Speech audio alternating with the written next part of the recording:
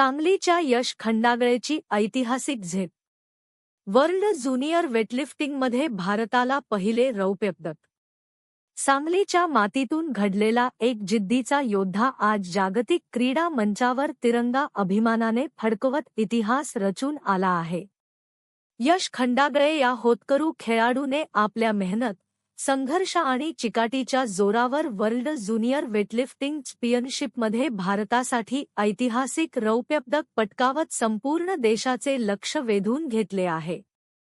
71 kilo वजनी गटात खेळताना यशने 140 किलो स्नॅच आणि 169 किलो क्लीन अँड जर्क अशी तब्बल 309 किलो वजन उचलत जागतिक स्तरावर दमदार कामगिरी केली. या पराक्रमामुळे कनिष्ठ जागतिक वेटलिफ्टिंग स्पर्धेत भारतासाठी पहिले रौप्य पदक जिंकण्याचा मान त्याने मिळवला. सामान्य कुटुंबातून पुढे आलेल्या यशचा प्रवास आज लाखो युवकांसाठी प्रेरणादायी ठरत आहे. घरची जबाबदारी सांभाळत, वडिलांच्या सलूनमध्ये मदत करत आणि शिक्षणासोबत कठोर सराव करत त्याने हे यश मिळवले आहे. संघर्षातून जागतिक यशापर्यंत पोहोचलेला यश आज सांगलीसह संपूर्ण महाराष्ट्राचा अभिमान ठरला आहे.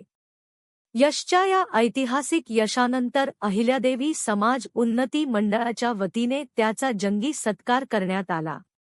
अहिल्यादेवी पुतळा परिसरात झालेल्या या कार्यक्रमात दत्तामामा ठोंबरे यांच्या हस्ते यशचा सन्मान करण्यात आला. यावेळी नवनिर्वाचित नगरसेवक दारिबा बंडगर, सामाजिक कार्यकर्ते सरदार शेळके तसेच अनेक कार्यकर्ते आणि नागरिक उपस्थित होते. यावेळी यशसोबत त्याचे आईवडील आणि भाऊ यांनी श्री अहिल्यादेवींचे दर्शन घेत पुढील वाटचालीसाठी प्रार्थना केली. आता लक्ष सुवर्णपदकाचं, अशी भावना उपस्थितांनी व्यक्त करत यशवर शुभेच्छांचा वर्षाव केला. आज अहिल्यादेवी होळकर पुतळ्याला अभिवादन करण्यासाठी आमच्या भागातील अतिशय उत्कृष्ट आणि उंच भरारी घेणारा यश विनोद खंडागळे हे आज त्यांना अभिवादनासाठी बोलवलं होतं.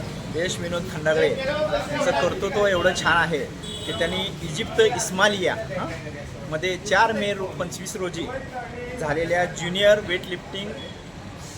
वेटलिफ्टिंग चॅम्पियनशिपमध्ये 71 किलो वजनी गटात 2 रौप्य महोत्सव व 1 कांस्य पदक मिळवलं. इतकं छान, इतकं पद लहान वयात त्यांनी मिळवलेलं आहे. आणि ते सुधीर सिंहासने, मयूर किरण सिंहासने यांच्या सहकार्यानं त्यांनी आजपर्यंत एवढी उंची गाठलेली आहे.